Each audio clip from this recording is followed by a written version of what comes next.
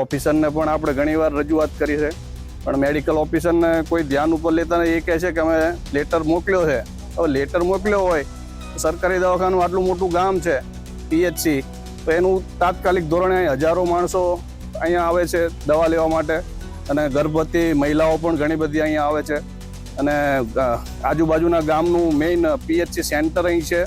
એમ્બ્યુલન્સને પણ જવામાં અગવડતા આવે છે, એટલે અને એમ્બ્યુલન્સનો તો મેઇન માર્ગ છે. અને અત્યારે એમ્બ્યુલન્સને આમ ફરીને બસ સ્ટેન્ડ થઈને આવવું પડે છે.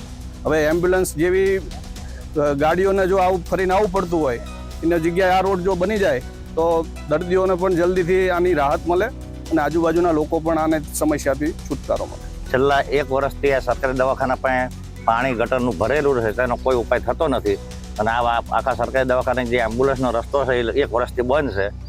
તો આ મચ્છરનો ઉપદ્રવ એટલો બધો છે કે લોકો બીમાર પડે છે, લોકો હાલાકી ભોગવી રહ્યા છે. તો આનું નિરાકરણ કરવા અમારી તમામ માહિતીથી અપડેટ રહેવા માટે જોડાયેલા રહો S9 ન્યૂઝ સાથે.